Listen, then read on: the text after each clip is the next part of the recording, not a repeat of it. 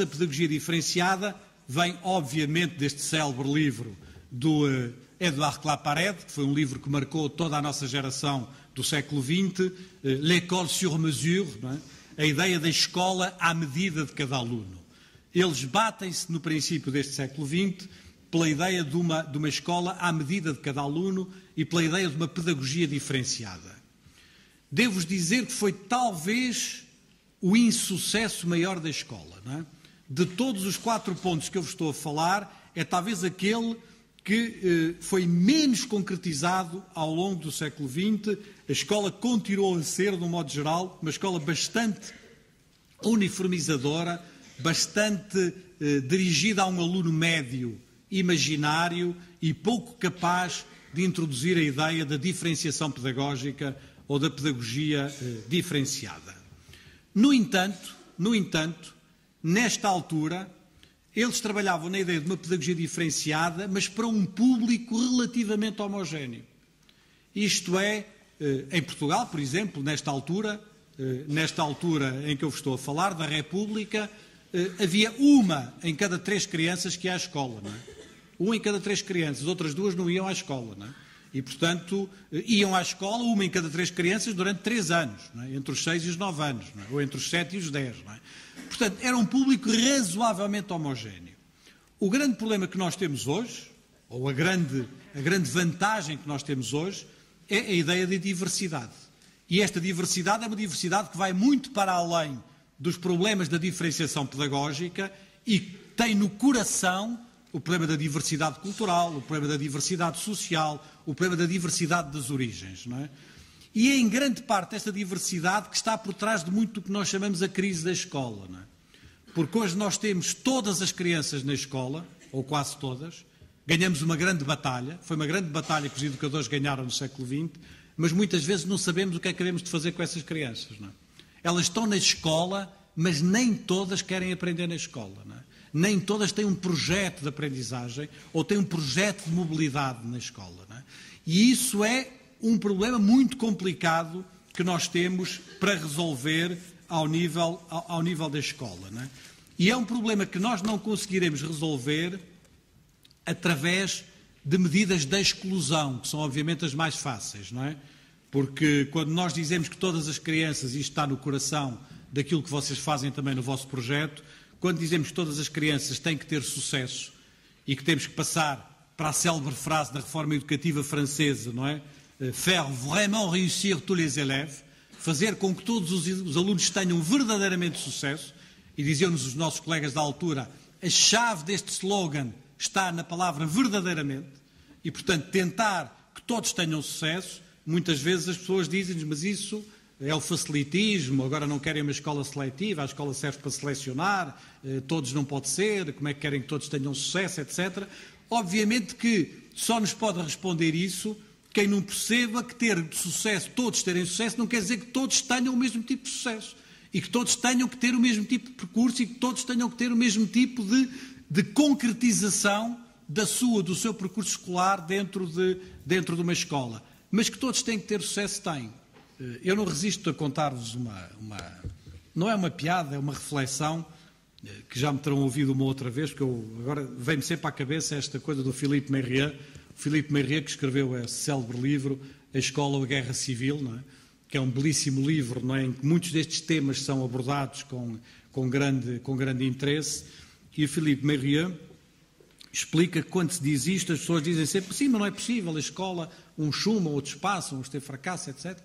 E o Philippe Mérieux explica, coisa que aliás nós sabemos da história da educação, que durante muito tempo nas escolas, e não sei se ainda hoje, há assim uma espécie de um código genético da profissão em que nós, face a uma determinada turma de alunos, temos muita tendência nas nossas avaliações para achar que há um terço de alunos bons, que há um terço de alunos maus e que há um terço de alunos assim, não é? Quer dizer, a matriz da nossa famosa curva de Gauss, isto aliás ensinava-se nas escolas de magistério primário, não é? Ensinava-se nas escolas de magistério primário, na altura da docimologia e das teorias sobre os exames, etc., que tinha que haver esta espécie de distribuição numa determinada turma, não é? O Philippe Mérieux recordava, ele, neste livro dele, é uma afirmação há um bocadinho live de demagogia, mas não faz mal às vezes também um bocadinho de demagogia, desde que seja pouca, não é? Dizia ele que, vocês já repararam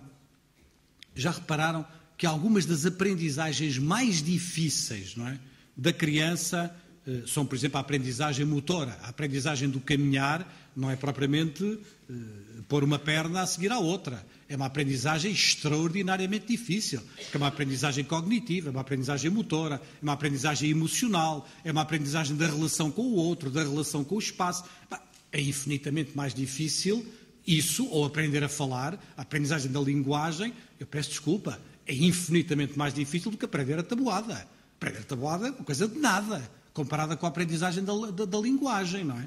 E, portanto, dizia ele, ainda bem que estas coisas não se aprendem na escola. Senão, 1/3 das crianças andava, 1/3 das crianças não andava e 1/3 das crianças andava assim. Não é?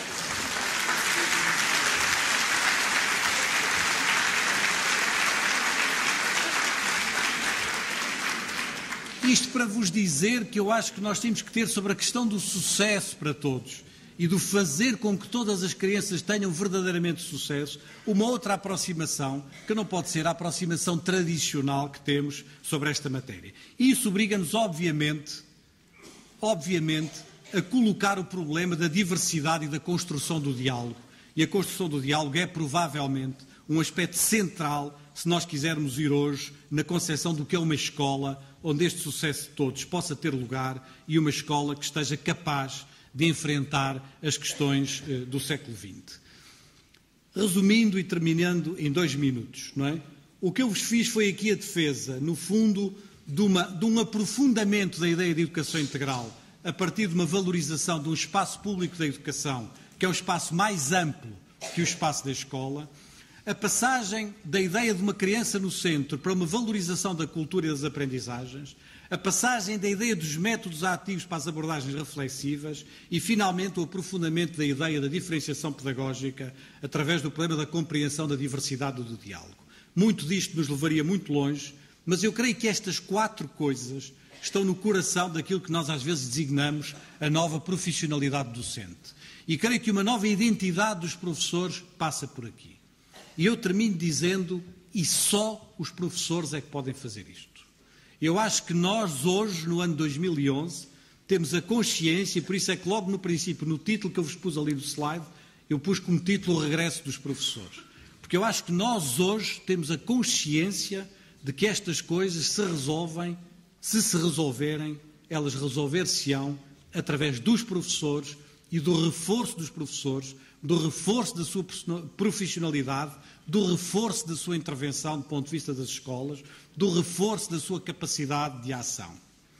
Num certo sentido, e de forma muito resumida, nós podemos dizer que na década de 70 tivemos muitas ilusões sobre a chamada racionalização do ensino, a pedagogia por objetivos, uma certa ciência da educação que achava que ia resolver racionalmente os problemas do ensino. E tendo uma estrutura racional, tendo uma ciência do ensino, como às vezes se dizia, talvez os professores não fossem assim tão importantes, não é?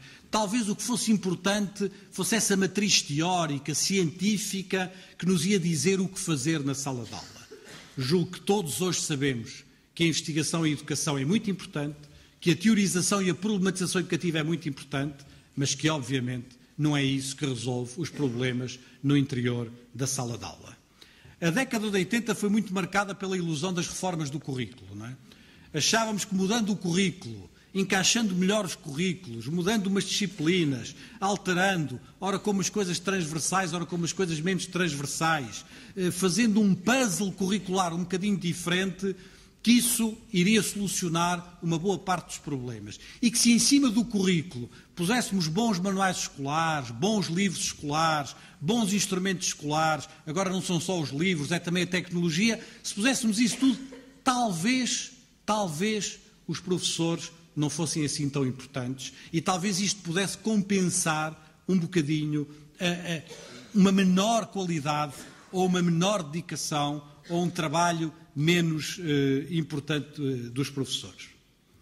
A década de 90 foi muito caracterizada pela crença de que o que era preciso era organizar bem as escolas. Os projetos educativos de escola, a questão da direção das escolas bem organizadas, bem geridas, bem administradas, e que se tivéssemos uma boa organização das escolas, que se tivéssemos bons projetos das escolas, talvez os professores não fossem assim tão importantes.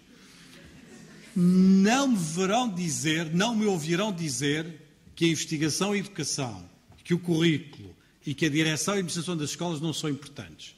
Mas ouvir-me-ão dizer que eu acho que o que marca hoje a reflexão é o regresso dos professores. É a ideia de que nada substitui um bom professor.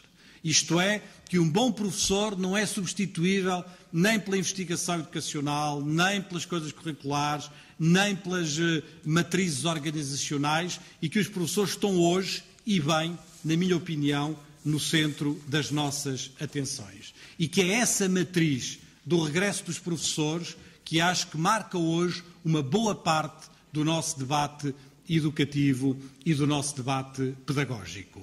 Creio que é isso também que marca o que eu vos quis trazer aqui hoje, de forma muito simples, sabendo que havia muitas outras coisas para dizer, sabendo que são coisas que vocês já pensaram muitas vezes, que muitos de vocês pensaram, é eventualmente mais um ponto de vista, e como dizia o Bourdieu, um ponto de vista é uma vista a partir de um ponto, não é? Isto é o meu ponto de vista, não é? É o meu ponto para falar das coisas, não é? E deixar-vos, não é, com essa reflexão e com a ideia também que nesta partilha há sempre talvez pontos de vista a partilhar, ou para terminar, como dizia aquela história de François Jacob. François Jacob uma vez conta que um físico nuclear muito importante, o Szilard, foi ter com um colega dele, o Hans Bethe, e disse: olha, venho-te dar uma novidade. A partir de hoje, todos os dias vou escrever um diário. E ele disse: bom, acho muito boa ideia que vais escrever um diário todos os dias, mas vais escrever um diário, porquê agora? Porquê é que te lembraste disso? Ele disse: olha, lembrei-me disto porque eu quero que Deus fique a conhecer todos os factos, não é? E eu vou escrever tudo num diário. E ele respondeu: bom, está bem, me parece má ideia, mas tu achas que Deus, sendo Deus, por definição, não conhece já todos os factos? E o Szilard respondeu: não, eu sei que Deus já conhece todos os factos, mas Deus ainda não conhece a minha versão dos factos. Não é? Muito obrigado.